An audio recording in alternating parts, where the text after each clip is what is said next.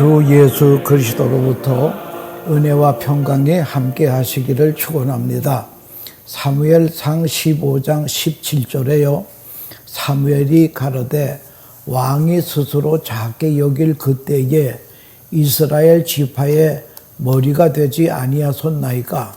여호와께서 왕에게 기름을 부어 이스라엘 왕을 삼으시고 라고 하는 말씀을 가지고 작아짐의 복과 신비에 대하여서 말씀드리려고 하는 것입니다.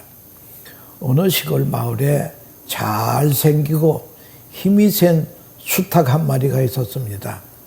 다른 모든 수탉들을 다 물리치고 모든 암탉을 자기 혼자 차지하게 되었습니다.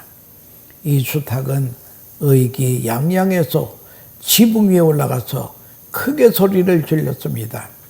이제 이 세상은 내 세상이다.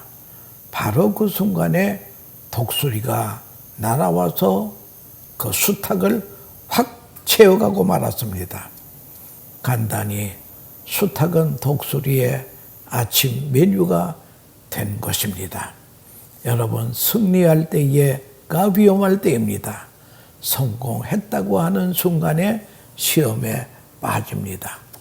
그래서 고린도전서 10장 12절에 그런즉 손줄로 생각하는 자는 넘어질까 조심하라. 사람은 병 들었을 때에 시험 당하는 사람은 거의 없습니다. 도리어 건강이 문제라는 거예요. 그 건강이 일생을 한순간에 망쳐버릴 수도 있다라고 하는 것입니다. 탈무드에 이런 말이 있습니다. 진리는 항상 길가에 널려 있는 것이다. 어디에나 진리가 있다. 그때 제자가 왜 사람들은 그 흔한 진리를 터득하지 못하는 것입니까? 그럴 때 랍비의 대답은 그것은 사람들이 허리를 굽히지 않기 때문이란다. 진리는 길가의 돌처럼 널려 있지만 허리를 굽히지 않으니 진리를 터득할 수 없다.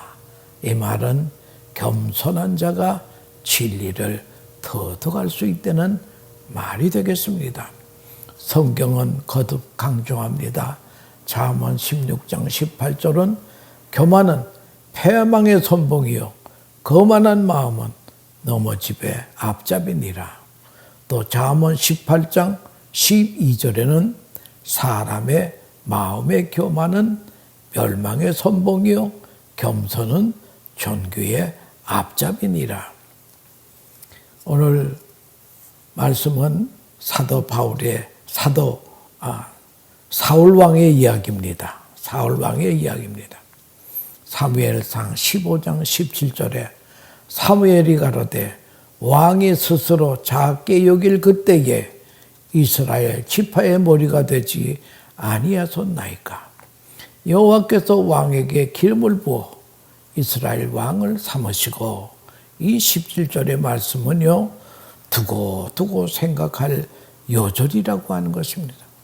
스스로 작게 여길 때에 하나님이 그를 높여서 이스라엘의 왕으로 삼으신 것입니다. 그런 그가 이제는 교만해졌기 때문에 하나님께서 그를 버리신다라고 하는 것입니다. 사울 왕은 그 체구가 보통 사람보다 장대한 체구였습니다. 이런 사람들이 왕이 되라고 하니까 도망가서 제구 속에 숨기까지 했습니다. 이렇게 마음이 여린 분이었습니다. 그런데 왕이 된 다음에 생각이 달라진다는 거예요. 사무엘상 9장에 보면 사울의 아버지 기스가 아들 사울에게 암나귀가 도망갔으니 네가 찾아오너라. 부모에게 효하고 자상하고 충성스럽고 겸손하기 때문에 낙이 찾기 위해서 사흘 길을 헤매기도 한 사람이 바로 사울 왕이었습니다. 이런 사람이 왕이 된 다음에는 완전히 딴 사람이 되었다고 하는 것입니다. 본문에 사울이 아말렉과 싸울 때에 하나님께서 저 아말렉 죄인들을 진멸하라. 사람이나 짐승이나 할 것 없이 깨끗이 진멸하라고 명령하셨습니다. 여기에 신학적인 문제가 있습니다. 이 싸움은 하나님께서 아말렉의 죄악을 심판하는 것입니다. 사울 왕은 그 심판을 집행하는 심부름꾼에 지나지 않는다는 거예요. 이것이 이스라엘의 전쟁 신학입니다. 그래서 전쟁은 우리가 하는 것이 아니고 하나님께서 싸워주시는 것입니다. 사울은 심부름만 하고 집행만 하면 되는 것입니다. 하나님께서 사울에게 아말렉을 진멸하라고 하셨습니다. 그래서 나아가 싸워서 승리했습니다. 그리고 이기고 나서 사울은 실수를 합니다. 자기 기념비를 세우는 것입니다. 사무엘상 15장 12절에 사무엘이 사울을 만나려고 아침에 일찍이 일어났더니 거기 사무엘에게 고하여 가라되 사울이 갈멜에 이르러 자기를 위하여 기념비를 세우고 돌이켜 행하여 길갈로 내려갔다 하는지라. 이것이 잘못이올시다. 기념비 세우면 안 되는 것입니다. 하나님의 은혜로 승리한 것입니다. 자기가 한 것으로 착각하면 안 된다는 거예요. 하나님의 은총을 마치 자기 공로로 인정했다는, 그래서 기념비를 세우는 것입니다. 하나님께서 싫어하는 것이 자기 공에 대하여 기념비 세우는 일이옵시다. 이것은 하나님의 영광을 도적질하는 것입니다. 하나님을 욕되게 하는 것입니다. 그래서 여러분, 뭐 일이 잘 됐습니까? 그러면 하나님께만 반드시 영광을 돌리시기 바랍니다. 또 사울왕의 실수에는 순종의 문제가 있습니다. 왕은 하나님의 명령에 순종만 하면 되는 것입니다.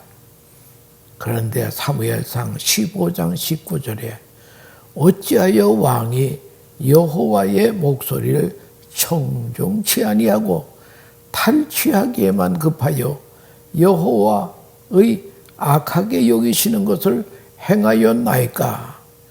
탈취하기만 급급했습니다. 순종 대신에 강도짓을 한 것이지요. 이 거룩한 전쟁을 탈취하는 죄를 지었다고 하는 것입니다. 그리고 사울은 자기 변명을 합니다. 이 절호의 마지막 순간에도 회개하고 진실하였다면 하나님의 책망을 면했을 것입니다. 그런데 사울 왕은 하나님의 책망을 들으면서도 변명을 합니다. 충고를 무시하고 도덕성이 떠났습니다. 사무엘상 15장 22절 사무엘이 가라되 여호와께서 번제와 다른 제사를 그 목소리 순종하는 것을 좋아하심같이 좋아하시겠나이까. 순종이 제사보다 낫고 듣는 것이 수양의 기름보다 나으니. 사울왕은 순종보다는 변명을 했다는데 문제가 있습니다.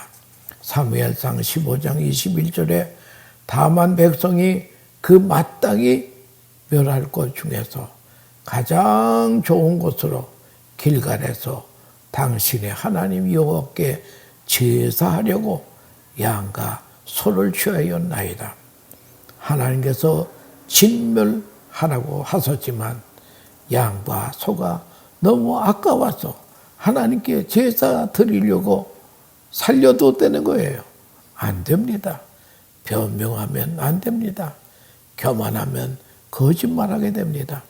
겸손한 사람은 정직하기가 쉽습니다. 교만한 사람은 정직하기가 어렵습니다. 이렇게 변명하고 거짓말을 함으로 하나님의 진노를 사게 되었다고 하는 것입니다. 사무엘상 13장에 보면 또 다른 사울의 죄가 있습니다. 이스라엘 백성들이 모여 전쟁을 하러 나가야 되는데 전쟁하기 전에 먼저 하나님께 제사를 드려야 하는데 사무엘 선지자가 더디옵니다. 그리고 백성은 흩어지기 시작하니 사무엘이 오기 전에 사울 왕이 제사를 드립니다. 자기는 어디까지나 왕인데 제사의 직분은 제사장만이 해야 하는 것인데 건방지게 왕이 제사장 일까지 대행했다고 하는 것입니다. 하나님께서 이것도 크게 책망하십니다. 스스로 작게 여길 때에 이스라엘의 왕이 되게 하신 분이 하나님이십니다. 이제 그가 교만해졌습니다. 교만하면 하나님의 음성이 들려지지 않는 것이 특징입니다. 이것이 바로 심판이라는 거예요. 여러분, 하나님의 음성이 들려지면 이게 은혜라는 겁니다. 여러분, 우리 스스로를 한번 진단해 볼까요? 내가 교만한 사람인가? 내가 겸손한 사람인가?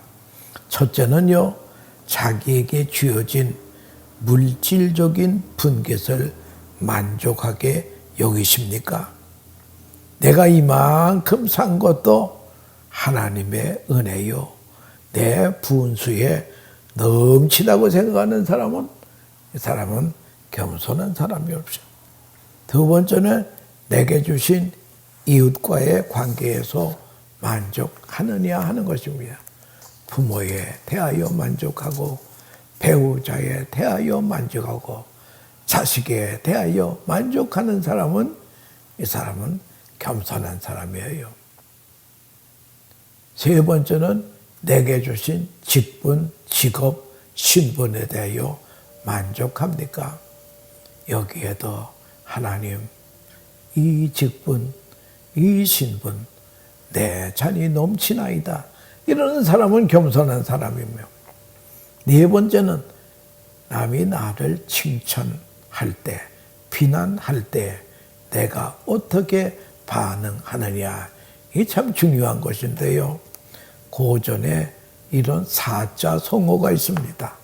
타면 자건이라는 말이 있어요. 이 말은 남이 내 얼굴에 침을 뱉으면 그 침은 저절로 마르는 법이다. 어느 가정에 형제가 모두 출세를 했습니다. 그래서 형이 아우에게 말합니다. 우리 둘이 다 형제가 출세를 했으니 주위의 사람들이 우리를 질투할 것이니까 우리는 겸손하게 살아야 하느니라. 그때 동상이 그리하겠습니다. 어떤 모욕을 당해도 침을 뱉더라도 화를 내지 않겠습니다. 형이 하는 말이 얼굴에 침이 묻어도 닦지 말아라. 그 침은 저절로 마르는 법이단다. 이런 상징적인 고전의 사자성어가 있습니다. 억울한 일을 당할 때 내가 분해하는지 그럼에도 불구하고 하나님 감사합니다. 내 잔이 넘치나이다. 수고보다 은혜가 더 큽니다. 이렇게 할 수 있느냐 하는 것입니다. 성 어거스틴의 유명한 말이 있습니다. 믿음의 사람들은 죄를 지으면서도 감사해야 한다. 왜 그렇습니까? 나는 죄를 더 많이 지을 사람인데 요만큼 지은 것도 하나님의 은혜다. 이래야 된다는 거예요. 어느 사무실에 요 비서 아가씨가 교통체증 때문에 출근이 늦었습니다. 상사 과장에게 말하기를 저는 좀 게으른 사람입니다. 그러면 할 말이 없습니다. 그런데 이 비서가요, 나는 절대로 늦는 사람 아닌데 오늘 교통체증 때문에, 트래픽 때문에 늦었습니다. 여러분, 이 여자가 한두 번 늦은 게 아니에요. 교만한 사람이옵시다. 겸손한 사람은요, 저는 본래 그러거든요. 회개하기가 쉽습니다. 여러분, 요즘 세상이 왜 그렇게 시끄럽습니까? 뉴스만 틀으면 다 시끄러운 것뿐이에요. 그 이유는 무엇입니까? 딱 한 가지입니다. 다 교만해서 그렇습니다. 교만은 만죄의 뿌리라는 거예요. 특별히 신학적으로 중요한 말이 있는데요. 종교개혁자 마틴 루터는 예수님의 성육신으로 오신 거에 대해서 유명한 말을 했습니다. God makes him small. 하나님께서 예수님을 작게 만드셨다는 그것이 바로 성육신 교리라는 거예요. 사도 바울의 심한 고백도 하나님께서 나를 작게 만드셨다. 바로 그 자체가 사랑이래요. 은혜라고 하는 걸 알아야 될 것입니다. 고린도서 12장에 바울에게도 육체의 가시가 있었습니다. 육체의 가시에 대해서 고백합니다. 육체의 가시가 나를 작게 만들었다는 거예요. 내가 작아짐으로 하나님의 능력이 내 안에 몸으로 역사하게 되었다고 하는 것입니다. 뿐만 아니라 내가 작아짐으로 주님의 종의 사명을 끝까지 감당했다라고 하는 그분의 신앙 고백입니다. 때로는 하나님께서 나를 작게 만드십니다. 실패를 통해서, 질병을 통해서, 굴욕을 통해서, 혹은 배신을 통해서, 여러 사건들을 통해서 나를 작게 만드십니다. 그 속에서 은혜가 있고 사랑이 있고 복이 있다고 하는 것을 우리는 터득해야 된다는 거예요. 오늘 본문의 사울왕도 하나님께서 몇 번이나 내리치소서 작아지게 만드셔도 그도 사람이 될 뻔했는데 작아지지를 못했습니다. 그는 작아짐의 복과 신비를 몰랐다고 하는 것이 결정적 실수라고 하는 것입니다. 얻어맞고도 작아지지 못했습니다. 그래서 사울왕의 말로가 비참합니다. 아말렉을 봐주다가 아말렉 사람에게 죽게 됩니다. 스스로 작게 여길 때에 하나님은 그를 높였습니다. 사람은 가장 낮을 때에 거기에 행복이 있고 자유함이 있다고 하는 거죠. 사도 바울의 본래 이름이 사울입니다. 사울이라는 말은 큰 자라는 뜻이게요. 그러나 그가 다메섹 동상에서 부활하신 예수님을 만나고는 회개하고는 이름을 바울이라고 바꿨습니다. 바울은 작은 자라는 뜻입니다.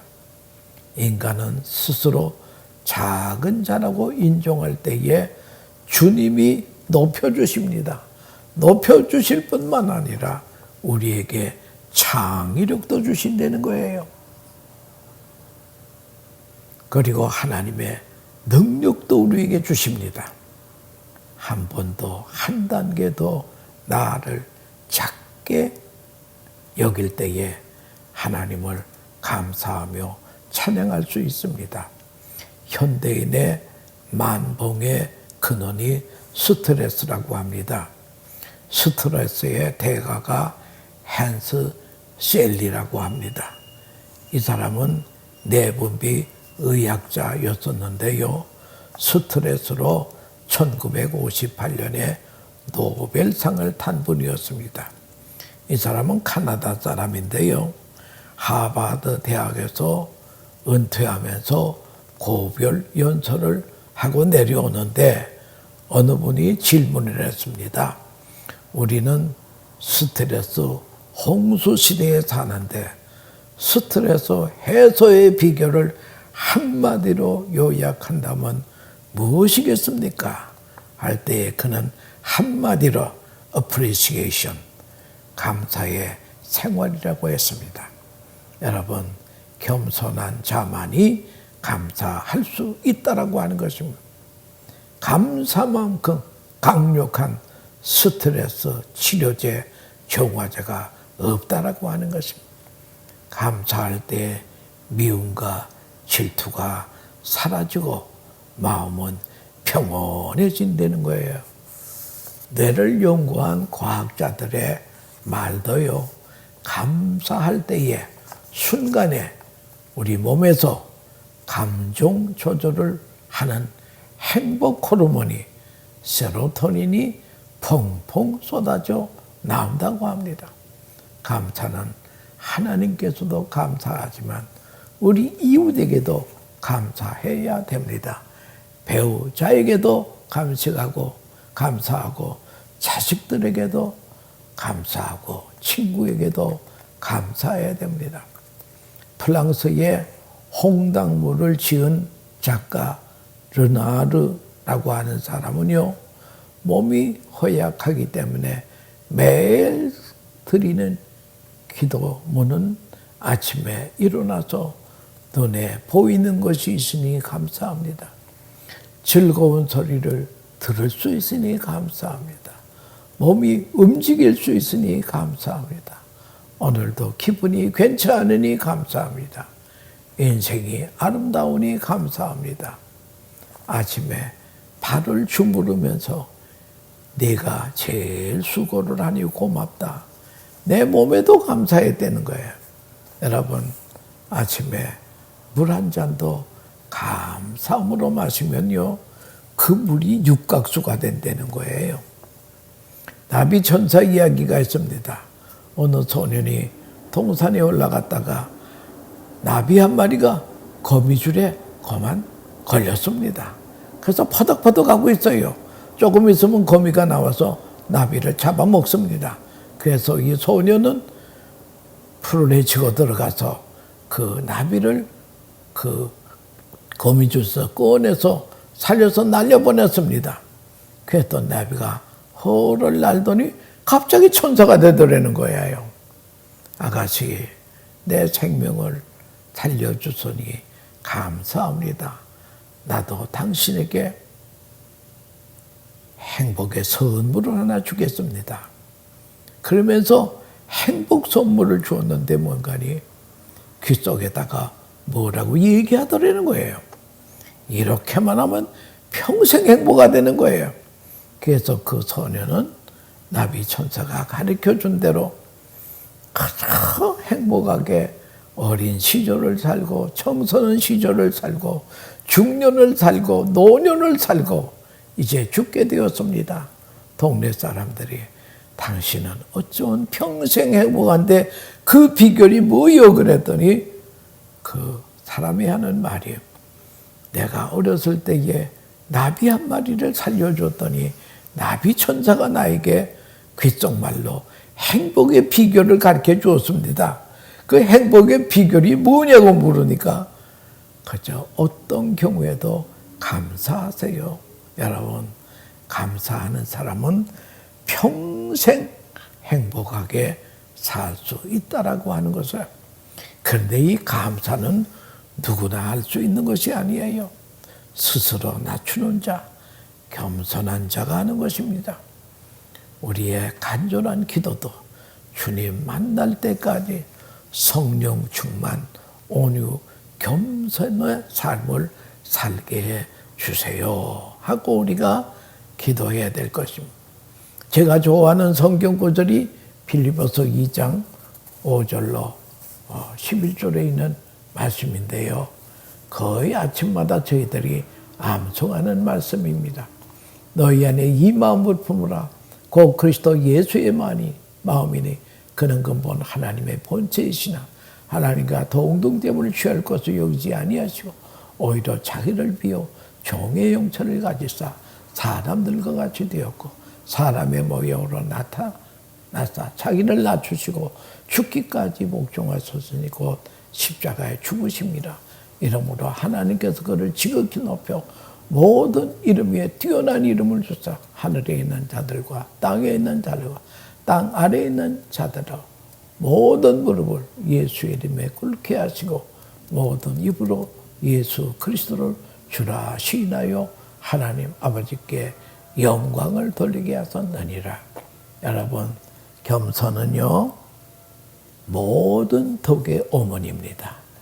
교만은 패망의 선봉이라면 겸손은 존귀의 앞잡이월시다. 잠언 22장 4절에 겸손과 여호와를 경외함의 보응은 재물과 영광과 생명이니라. 여러분, 겸손한 자, 여호와를 경외하는 자에게 주시는 선물이요 재물과 영광과 생명이라는 거예요. 여러분, 겸손과 여호와를 경외하는 그릇에 재물과 영광과 생명을 담아준다는 것입니다. 그러나 겸손과 여호와를 경외함이 없이 재물을 얻고 영광을 얻고 생명이 있다면 그게 도리어 재앙이 된다라고 하는 것을 알아야 될 것입니다. 사무엘상 15장 17절 사무엘이 가라되 왕이 스스로 작게 여길 그때에 이스라엘 지파의 머리가 되지 아니하였나이까. 여호와께서 왕에게 기름을 부어 이스라엘의 왕으로 삼으시고 우리 모두 스스로 작게 여기는 연습을 하십시다. 그리고 성령님의 도움을 구하시기 바랍니다. 디모데전서 4장 7절 8절에 망령되고 허탄한 신화를 버리고 경건에 이르기를 연습하라. 육체의 연습은 약간의 유익이시나 경건은 범사에 유익하니 금생과 내생의 약속이 있느니라. 여러분, 경건을 연습해야 됩니다. 작아짐을 연습하십시다. 사울왕의 실수가 우리에게 주시는 교훈을 겸손히 받아들이십시다. 모든 영광은 하나님께 돌리고 자기 기념비 세우는 일은 절대 하지 마십시다. 하나님의 말씀에 제사보다 순종이 제사보다 낫다라고 하는 말씀을 명심하시고 순종 아니면 회개 둘 중에 하나를 하십시다. 세 번째는 우리는 하나님의 형상으로 지음을 받았습니다. 하나님의 형상은 거룩의 형상, 의의 형상, 지식의 형상, 거룩의 형상입니다. 이 거룩이라고 하는 것은 제자리에 있는 겁니다. 왕이 제사장 일해도 안 되는 것입니다. 제자리에 있어야 됩니다. 여러분, 우리가 작아짐의 복과 신비를 깨달아서 우리의 일생이 하나님께 영광 돌리고 행복한 일생이 되시기를 축원합니다. 감사합니다.